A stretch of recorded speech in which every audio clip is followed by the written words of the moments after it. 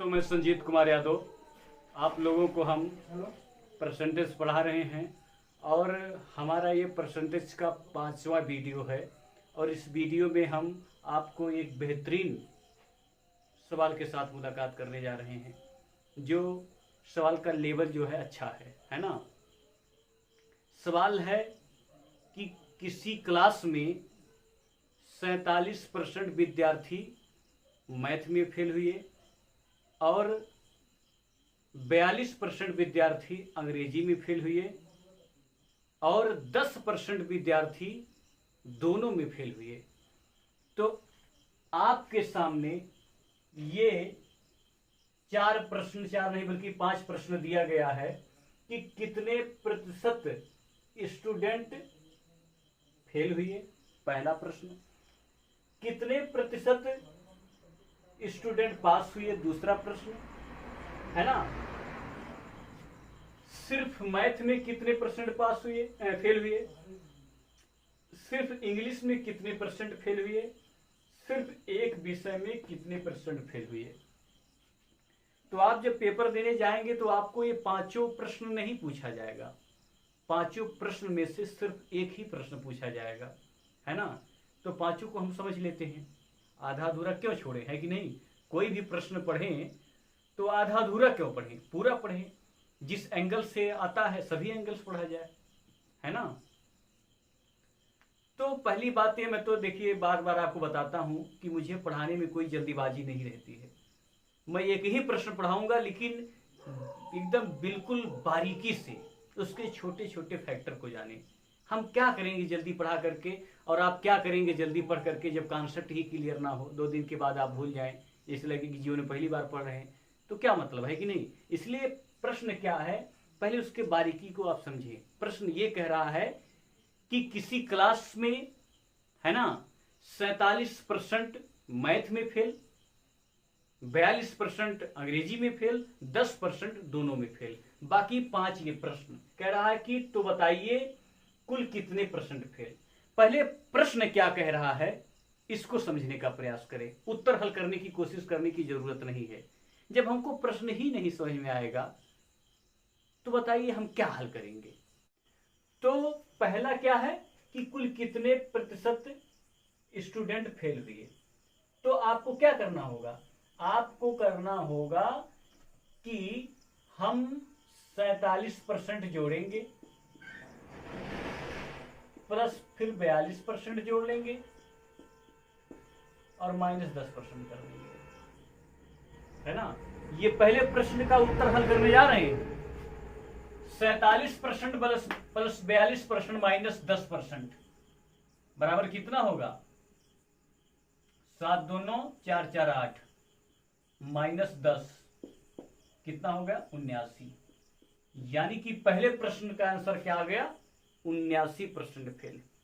समझिएगा, कह रहा है कि कुल कितने प्रतिशत स्टूडेंट फेल हुए, तो 79% फेल हुए। अब आपके दिमाग में बात आ रही होगी, सर आपने 47% और 42% जोड़ लिया और माइनस सिर्फ 10% कर रहे हैं, फेल दोनों में 10%, तो -20% करना चाहिए। नहीं, ये 10 लोग ऐसे हैं जो दोनों में फेल हैं, यानी कि वो गणित में भी फेल हैं और इंग्लिश में भी फेल हैं। हाय वो 10, लेकिन संख्या उनकी 20 की तरह हो जा रही है। लग रहा कि 20 लोग हैं, 20 लोग नहीं है, हाय वो 10 ही लोग।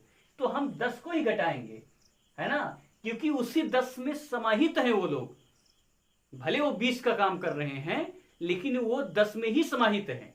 भाई 10 ऐसे हैं जो मैथ में भी फेल हैं और अंग्रेजी में भी फेल हैं, तो 20 वाला काम तो कर रहे हैं, लेकिन है वो 10 ही लोग, है ना। तो माइनस क्या करेंगे, 10% करेंगे। इसके बाद कुल कितने परसेंट स्टूडेंट पास हुए। तो जब आप जो है, ये दूसरा प्रश्न का उत्तर है, ये पहला 79% जब फेल हैं तो पास की संख्या निकालने के लिए 100 में से 79 करेंगे तो पास कितना आ जाएगा, 21%, है ना। जब 79% फेल हैं तो पास कितने होंगे, 81%। सीधी सी बात है भाई, 100% ही होता है, 100 में से 79 घटा देंगे, 21% आ जाएगा। इसके बाद कह रहा है कि केवल मैथ में कितने परसेंट फेल है। तो भाई देखिए, केवल मैथ में करने के लिए 47% ये है ये 47% क्या है, ये दोनों में फेल हुआ, ये 10% वाला भी इसमें है ना, तो -10 कर देंगे, बराबर क्या आ जाएगा 37।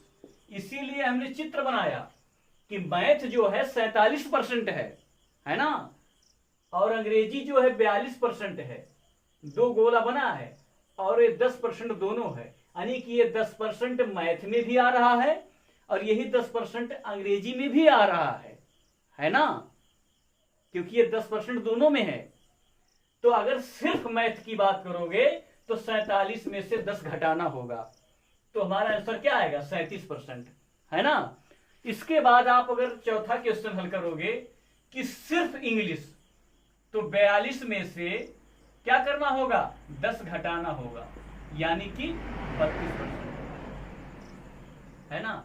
और पांचवा कह रहा है कि सिर्फ एक सब्जेक्ट में फेल होने वाले स्टूडेंट, तो यही करना होगा पांचवा में करना होगा 37 केवल मैथ में फेल प्लस केवल अंग्रेजी में फेल, है ना, यानी कि 69%। आप कहोगे सर सिर्फ मैथ और सिर्फ अंग्रेजी जोड़ दिए, पता चल गया कि एक सब्जेक्ट में फेल होने, क्यों नहीं भाई पता चलेगा। अगर आप कोई कहेगा भैया कि ये जो दोनों हैं मैथ और इंग्लिश वाले, ये तो जाके चौराहे पे ही तो कहेंगे कि मैं एक सब्जेक्ट में फेल होने वाला स्टूडेंट हूं, है कि नहीं। मैथ वाला भी कहेगा कि मैं एक सब्जेक्ट में फेल होने वाला स्टूडेंट हूं, और अंग्रेजी वाला भी कहेगा कि मैं एक सब्जेक्ट में फेल होने वाला स्टूडेंट हूं, बाकी सब में तो पास है ना। तो दोनों को जोड़ देंगे तो आ गया 69। तो 69 दोनों लोग तो बोल सकते हैं ना कि मैं एक सब्जेक्ट में फेल होने वाला स्टूडेंट हूं। तो एक सब्जेक्ट में कुल कितने फेल होने वाले स्टूडेंट हैं 69%, है ना। तो बात को समझिए, जैसे भाई अभी जैसे प्रश्न कह दे कि 47% चाय पीने वाले हैं और 42% जो है कॉफी पीने वाले हैं, और 10% क्या है दोनों पीने वाले हैं, तो क्या होगा। मान लीजिए 100 लोग आपके घर पे आए, 47 लोग चाय पी लिए और 42 लोग कॉफी पी लिए, और 10% दोनों पिए, है ना 10%। तो अगर आप सोचिए, है ना, आप सोचिए बात को कि जब केवल जो अगर चाय पिएंगे, बात को समझिएगा, 37 प्लस अंग्रेजी और केवल कॉफी 69, यानी कि अगर आपके घर पे 100 लोग आए और 47 लोग चाय पिए और कितना है, हाँ 32 लोग कॉफी पिए, तो 69 गिलास आपके घर के सामने फेंका होना चाहिए, है कि नहीं भाई, एक एक लोग पी लिए। लेकिन आपके घर पे 69 गिलास नहीं रहेगा। अब क्यों नहीं रहेगा, क्योंकि 10% दोनों वाले हैं, क्या है चाय पीने वाले भी हैं। मैं क्वेश्चन की तर्ज को बदलने का प्रयास किया हूं, है ना। तो 10% क्या है, दोनों है, चाय पीने वाले भी हैं और कॉफी पीने वाले हैं। तो आप अपने घर पे देखेंगे कि व्यक्ति तो है 69 ही, है ना, व्यक्ति तो क्या है 69 ही, लेकिन आपके घर पे गिलास की संख्या कितनी होगी 79 होगी। क्यों होगी 79, क्योंकि उसी में से 10% ऐसे हैं जो दोनों पिए हैं, यानी कि वो चाय तो पिए, धीरे से चुपके से वो कॉफी भी पी लिए। तो भाई सामने वाला तो नहीं कोई जान पाया कि भाई नियम बना था, जो है 47 लोग जो है चाय पिए और 32 लोग कॉफी पिए, अलग अलग बना था सिस्टम, और भाई और बाकी जो भाई व्रत थे नहीं पिए। तो जो है भाई गिलास कितना होना चाहिए 69 ही होना चाहिए। लेकिन जब पार्टी खत्म हो गई, लोग चले गए, तो देखिए गिलास हमारा कितना है 79 है। इसका मतलब यह है किसी ने डबलियाया। बात को समझने की कोशिश करिए, मैं क्वेश्चन को खोलने का प्रयास कर रहा हूं। इसका मतलब यह है कि 10 लोग क्या हैं डबलिया दिए, तभी तो 10 गिलास फालतू आया। भाई 69 गिलास फेंका होना चाहिए, और फेंका कितना 79। इसका मतलब उसी में से 10 लोग डबलियाए हैं। डबलियाए का मतलब ये है कि वो चाय और काफी दोनों पी लिए हैं, तभी तो क्या हो गया 79 गिलास फेंका हुआ है ना। अब बाकी जो क्या है 21 जो है वो भाई व्रत थे, नहीं खाए। तो अगर आप पूछेंगे कि केवल चाय पीने वाले तो कितने होंगे, तो केवल चाय पीने वाले 37 में से 10 घटाएंगे, यानी कि 37 ही हैं, और केवल काफी पीने वाले 32 हैं। मैं सिर्फ मैथ अंग्रेजी को चाय काफी कर दे रहा हूं ताकि आपको समझ में आए सवाल, है ना। तो ऐसे से होता है। अगर आप कहेंगे कि सर सिर्फ एक आइटम खाने वाले कितने थे, तो जोड़ लीजिए कि 37 + 32 = 69। 69 लोग सिर्फ एक आइटम खाने वाले हैं, क्योंकि जो है चाय पीने वाला भी जाके मार्केट में बोलेगा कि हमने सिर्फ चाय पिया, और काफी वाला भी बोलेगा कि हमने सिर्फ काफी पिया। तो एक आइटम वाले ये सब लोग है ना। तो अगर पूछ लिया अगर सिर्फ एक आइटम पीने वाले कितने लोग थे, तो 69 लोग थे।